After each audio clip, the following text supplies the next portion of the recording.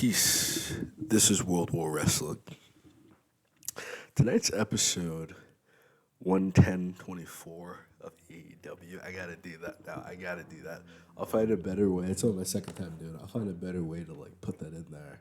But I need that so when I go back and look through all these videos, I can organize them.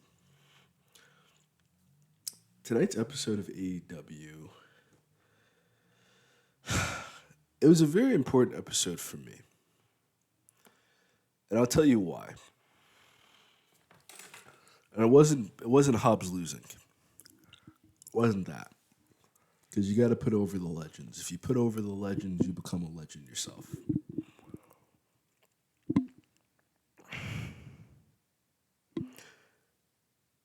There's so much criticism for AEW, you know?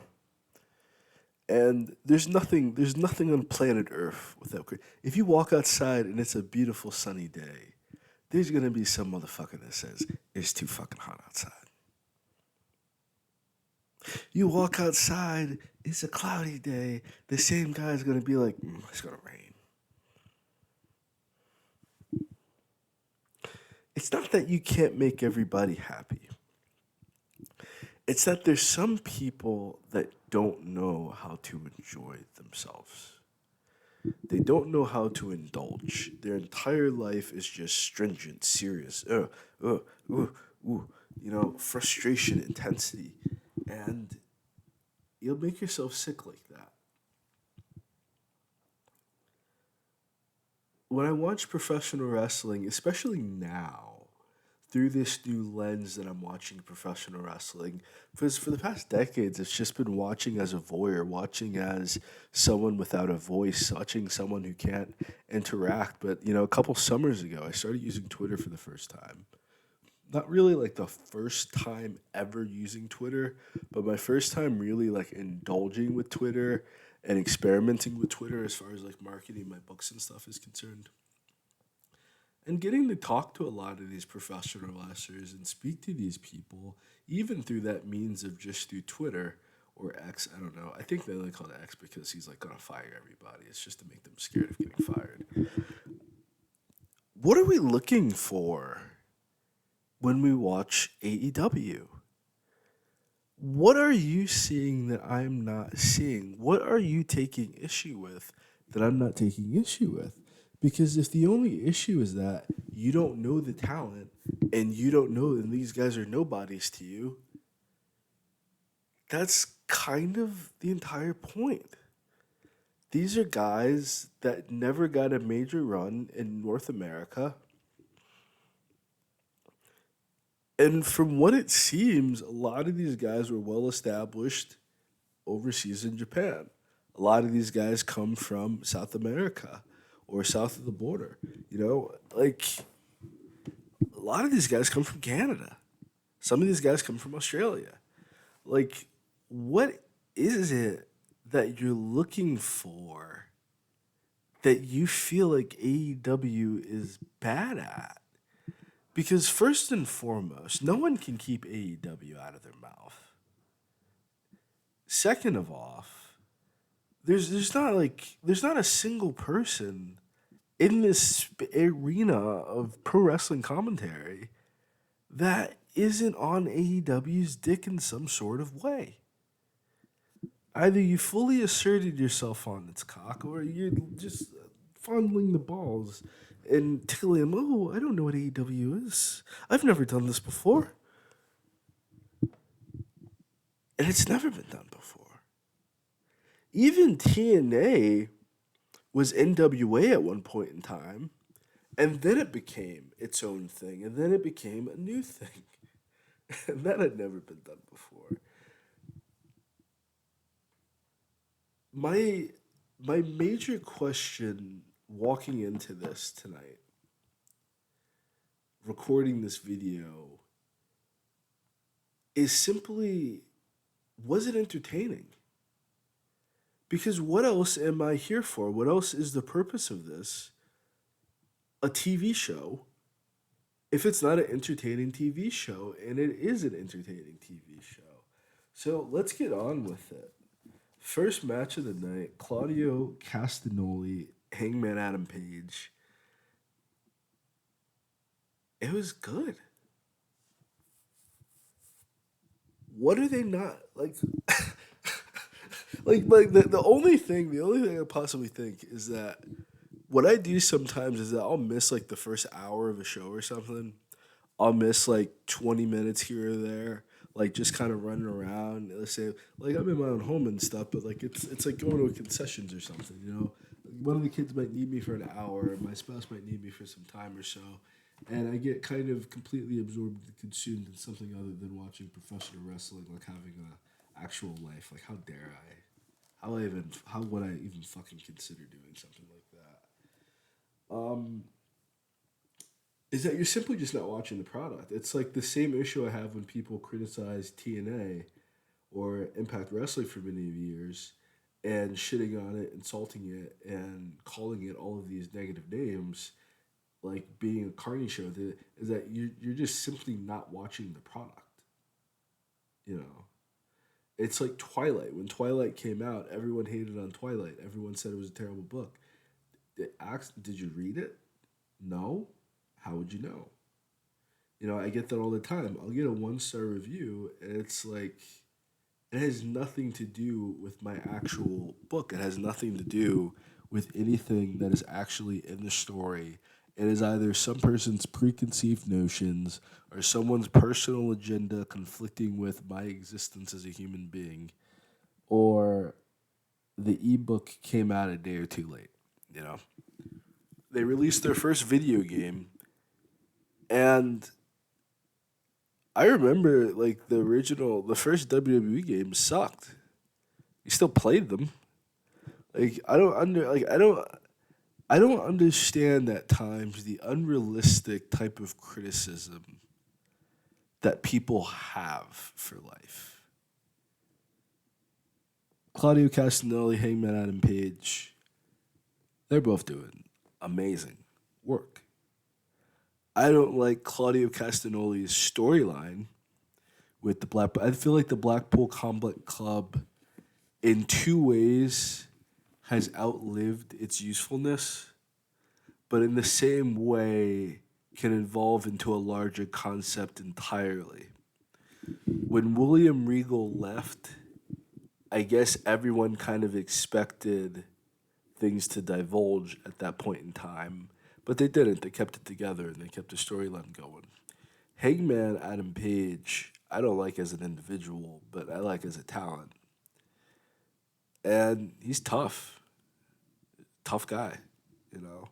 He thinks he's tougher than he is, stepping into Joe's face like that. But he can get choked out like everybody else, you know. That's all I'm gonna say on that. Women's tag team match. I hate I hate these multi people tag team matches. If it's not four individual teams, I feel like it's hard to make the concept of tag teams work. And I feel like it's far more complicated than I give it credit for, because you essentially have what I'm conditioned to as a wrestler is a one-on-one matchup. I feel like as soon as you put the 2-on-2 aspect to it, there's already a higher expected level of fuckery than usual. Because now you have another person that can distract you, another person that can interfere. It brings a completely different dynamic to the match. I can even understand trios tag team matches. How do you fit 8 people into a 10 to 20 minute time slot effectively without it like being complete chaos on the outside? Everyone kind of getting their spots in. Does everyone get like 2 minutes each? And then a minute for the opening, a minute for the finish, or something like that. Like, I don't really.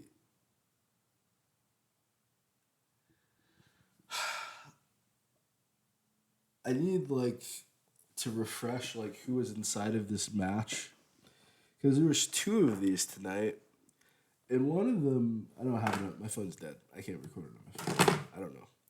I didn't really give. I honestly went inside during the fucking 8-man tag team matches, especially the second one. The second one I really didn't even come into until Samoa Joe was in the middle of the ring, and that was great. That was great watching Samoa Joe do his thing, and then the main event. So yeah, I would say there's definitely two matches there that I personally did not like, but I just don't like 8-man tag matches. I'm gonna go back and watch them. Maybe I'm not gonna like guarantee that I'm gonna do that. You know, if I didn't like the match, I didn't like the match. Stop putting 8-man tag team matches on your fucking show. Stop doing it. Stop. I feel like that it's great when you can get about 30 minutes in there for something like Survivor Series where there's a concept or there's a purpose for this. I think it's cool in a type of elimination fashion. I think you can make purposeful 8-man tag team matches, but most of the time it just feels like how do I get as many people on the show tonight as possible? And they probably would have took a 5 minute backstage segment, a 10 minute match. You know, it's cool, but like I just feel like just standing there on the apron for 20 fucking minutes, hot and cold, hot and cold, hot and cold, hot and cold. It just seems like a recipe for a ratings disaster. You should try honestly investing more time. I don't know why you stopped doing dark and elevation. I don't know what the concept behind not doing that was. You need time to develop your talent. You need time to develop your talent as a singles. And I get maybe it's a lot mentally and emotionally, but you can do like a pre show. You know, elevation doesn't have to be an hour long. Elevation can be 30 fucking minutes. You can have one night at the end of the show and a dark match after or something, or a couple dark matches. They have Beyond Impact Wrestling or some shit like that. It's like an hour before the broadcast and they record it. But that does come like BTI, Beyond the Impact or Behind the Impact. I don't fucking know. I don't watch it. I don't watch it. I don't have any access to it. I don't know how I would watch it. I don't know.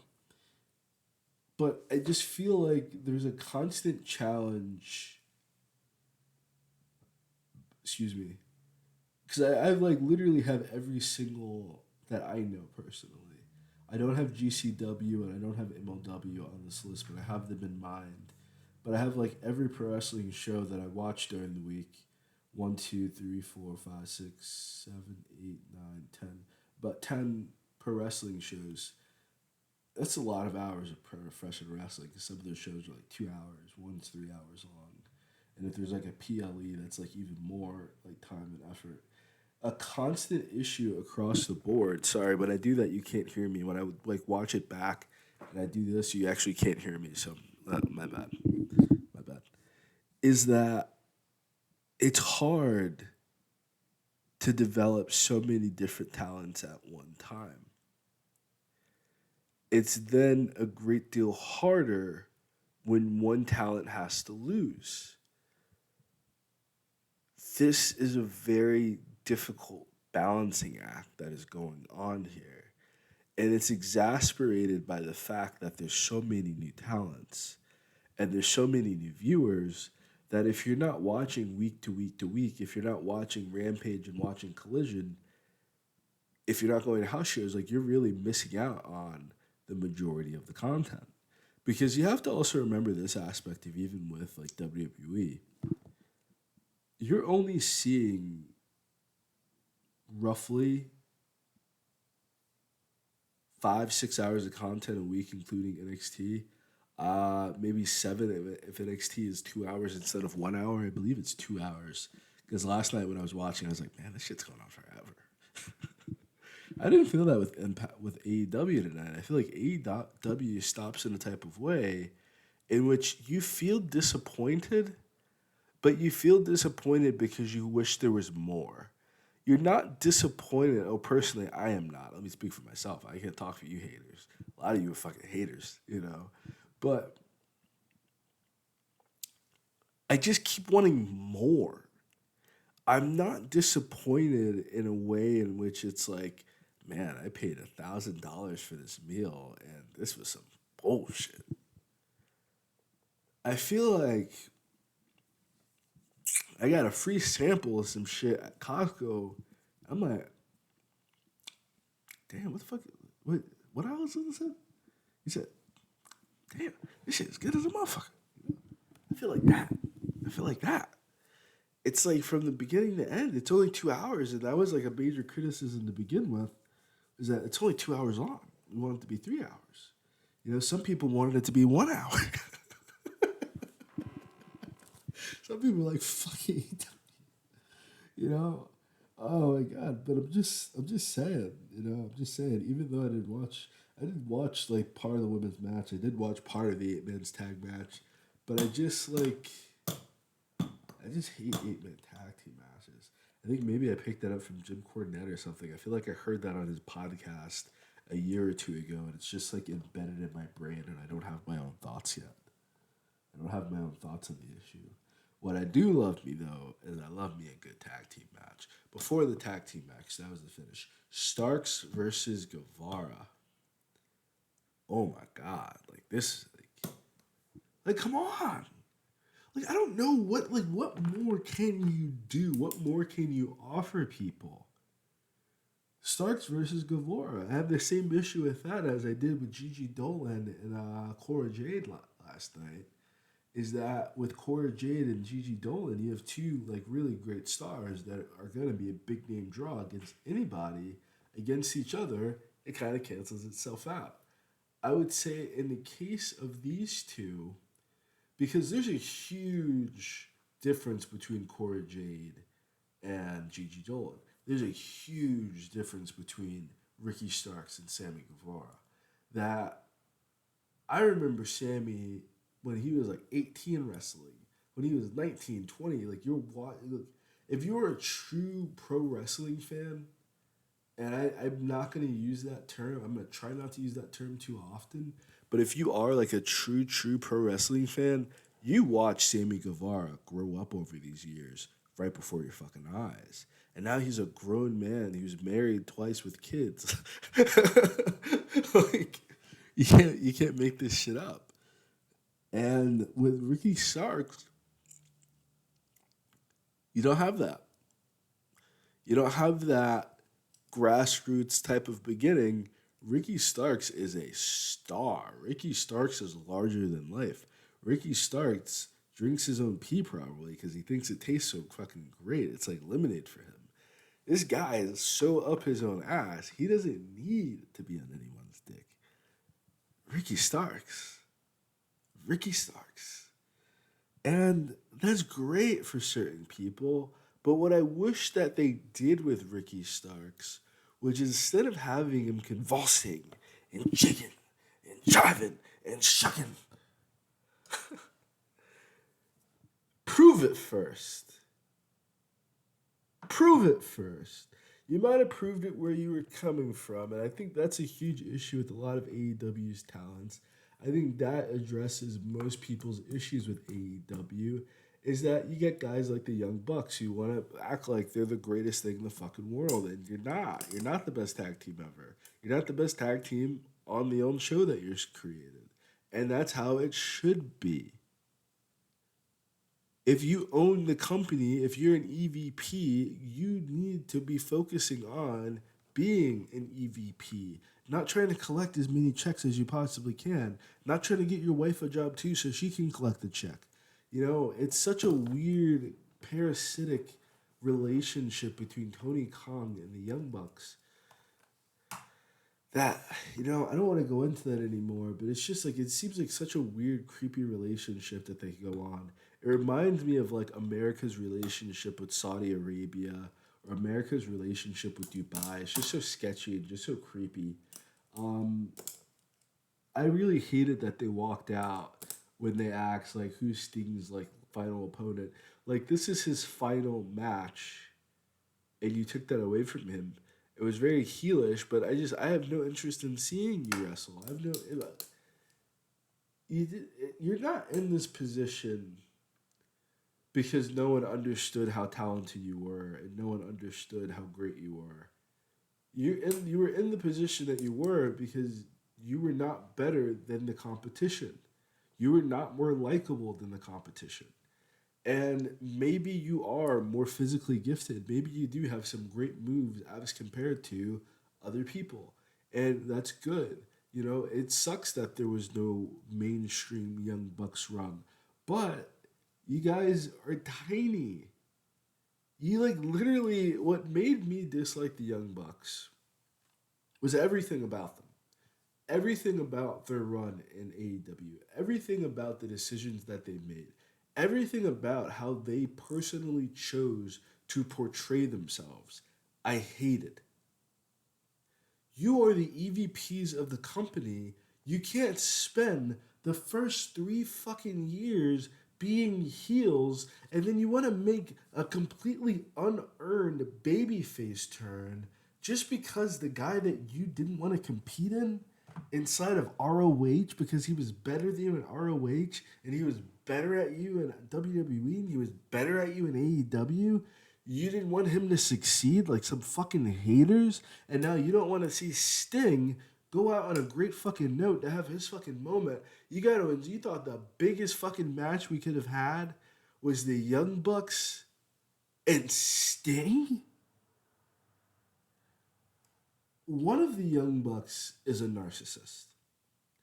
I don't know which one it is, but it reminds me so much of like the Jake Paul, Logan Paul situation where for years you thought both brothers were sociopaths. You thought both brothers were fucking narcissists.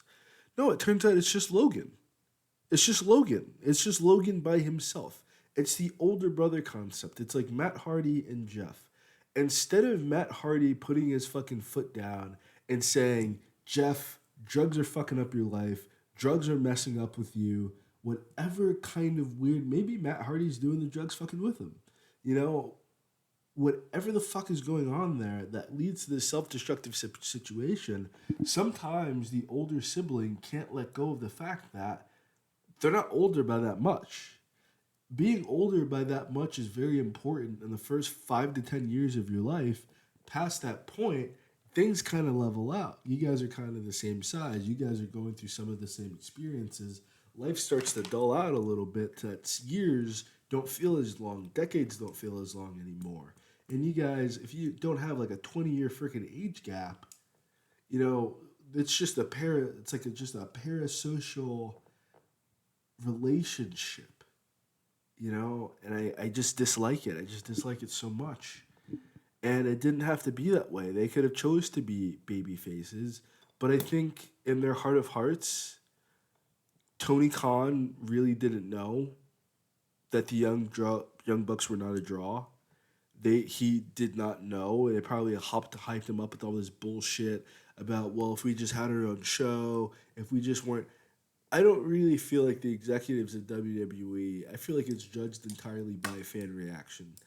The fans choose who get over. The fans decide who becomes champion. The fans decide who wins matches. And it's not this sense of this just being stupid fucking fans. No, they will not watch your show if they don't like your product, and that's exactly what you're going through. The issue is not Tony Khan. The issue is the Young Bucks. The issue is not CM Punk. The issue is the Young Bucks. The guys on the roster who are not getting over are fans and friends of the Young Bucks. The guys that got here on their own are doing just fine because they got here on their own. The people that got in here through nepotism are destroying the show. I'm not saying you fire them all. You shouldn't. People need work. People need jobs. I'm saying that you need elevation and you need dark in order for. And I don't know how much it costs to do that. I don't. I really don't. You can't just keep racking up expenses, especially if you have Rampage and Collision. But you have a lot of underutilized talent on this show. You can't put them on Ring of Honor because Ring of Honor is far better than your main product. So you're not left with much else to do other than bringing back at least one of the shows. If you don't bring back Dark, which I probably wouldn't, a bunch of dark match because it's just AEW dark matches. That's not bad. You know, AEW dark can be kind of like a highlight reel of dark matches throughout the week, throughout the year. So it's like instead of having AEW dark on Tuesday, you can have AEW dark on Sunday, and it can just be house matches, you know, and then you can have Elevation on Monday before Raw or directly after Raw, probably before Raw. You know, what NWA does is that they come on around 6 o'clock and they go from about 6 to right around 7. So then you have an hour or so before NXT comes on. You know, you could do that. You don't have to have direct competition. If you create more content, we will watch it. And it doesn't have to be every single person out there. Even like most people that watch WWE, let's be honest, they're not real fans of professional wrestling. They're not watching New Japan. They're not watching Impact and Raw. Like that's it. It's like WWE is so bad when you really get down to it. Is that some people will watch Raw but they won't watch SmackDown. Some people watch SmackDown but they don't like Raw. There's so much like internal conflict with that as well. Like that's been just bred into WWE over the decades and years. But as someone put it, I think it was Akuma that put it this way. Akuma the Great, and he was like, "I'm used to the product with WWE. I know their product. I know their formula. I know it's going to work out in the end, and I know at the end I'm going to enjoy what they're doing. But what you're talking about is rapport. You've built a rapport with WWE, and we have not developed that rapport with AEW yet. AEW hasn't been around for 10 years yet. AEW is a baby. So what this essentially is like a bunch of grown ass men ganging up and criticizing on a fucking 4 year old child and shitting on the 4 year old and hitting the 4 year old and verbally assaulting the 4 year old. And it really shows more about you than it does about the 4 year old because this thing has yet to even hit its stride. And it's already pretty fucking good. Yes, there's much further to go. The guy's never done this before. And maybe like the criticism is a part of it. Like with that idea of like my books getting all these, not all these, I got like a few 1 star reviews. I'm not gonna make it seem like I got like all these fucking 1 star reviews. I got a couple 1 star, I got a few 1 star reviews. You know, technically a couple because one was about a fucking ebook. You know, but whatever. Calm down. But I didn't mention all the good reviews I got either. We don't pay attention to the people that sing the praises of AEW or anything like that. I think that's because negativity attracts and positivity repels. When something is positive, when something is good, you have to rise to a certain level. You have to usually see things from a different perspective, and you have to actually watch the fine details. For you to really become a grand master at something, it is attention to the fine details that matter. And that is what really elevates this to a brand new level. And that's exactly what Tony Khan does. Tony Khan's attention to detail is bar none. And maybe sometimes that goes overboard. Maybe sometimes like having multiple fucking lighter fluids underneath the stairs and then discussing beforehand where the lighter fluid would fucking be was a little over the top. Someone should have brought the lighter fluid to the match. I'm talking about the match between Edge and Christian. Uh, I don't care. I still like it. I still get excited whenever AEW is coming on. I still get excited whenever I'm going to watch Collision or Rampage, with or without CM Punk. I feel like people just don't like seeing other people do the things they would like to do. So hatred is like first and foremost for them. All right. And then the main event, Nick Kanosuke, Hobbs, Sting, and Darby. I can see Jim Cornette complaining about this match.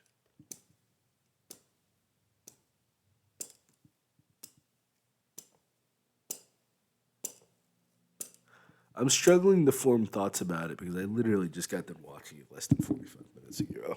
Everything else in the show I had time to like form thoughts about. I really don't have a lot to say about this match. I don't like that Hobbs lost. I felt like this should have kind of been a squash. I felt like they should have squashed Sting. They should have squashed Darby. I thought Darby killed himself. That's the main reason I didn't have anything to really say. That I thought Darby died. I thought Darby, when he did that coffin drop, I thought he was the coffin that dropped. I thought he is dead. Takesha's fucking catch on Darby was, I don't know. Maybe he did the best he could. Maybe he overshot it. I don't know. But there was definitely some midair miscommunication. And that boy took a hit. They were out for the rest of the fucking match. Um, Sting managing to overpower Will Hobbs after looking like he was about to die is like the most impossible white man. If you know the trope of the impossible white man, it is the most impossible white man trope I have ever done and seen in my lifetime. Because it's not just a like an old man. It's like they were literally talking about how it looked like he was dying on the side of the ring, and now he's overpowering a guy in his prime. I see why Will Hobbs keeps going for representation and he keeps finding himself in situations where he's with all these teams. And I think that's because he understands it's very difficult to navigate this business on your own. And it's very difficult to learn and understand how to maneuver through professional wrestling without understanding the proper means of how to do things. You know, management is not a bad thing. Management is a very necessary thing in professional wrestling because you need someone that understands how to talk to the boss, how to talk to the person making the matches, and how to give you representation, or else you're not even in the main event. You know, someone has to lose, but you can at least put on a great show, and this was a great show. I I honestly I don't understand all the criticism people have for AEW. I'm not saying it's perfect, but like none of these shows are perfect. I don't want to become Jim Cornette like far too early in my life, but like I watch a lot of pro wrestling, like none of it is perfect. Everyone's fucking up. Like everyone's making mistakes. Some people make it look crisp, clean, easy, and those are the people that are great. But the people that make it look crisp, clean, and easy, if you don't understand, I think that's a really thing too. If you don't understand the best wrestler is the one who loses, and I know that's going to go over a lot of people's heads. We'll explain that and extrapolate upon that more and more as time goes on. But I'm just going to implant that in your head. In real Greco Roman freestyle wrestling, the best person is the one who wins, bar none. Absolutely. In kayfabe professional catch can wrestling, the person that loses is the best wrestler. They're the best performer. And it's hard to process that. And it's easy to win a scripted event. It's hard to lose one.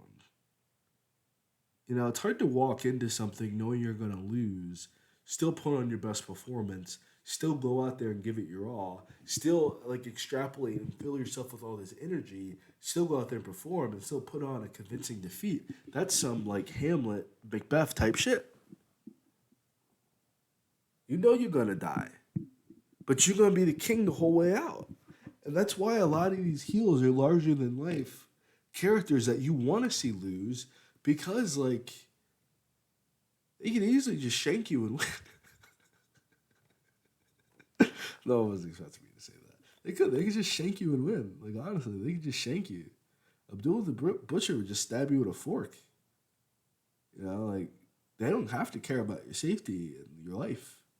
They don't. They choose to. They choose to.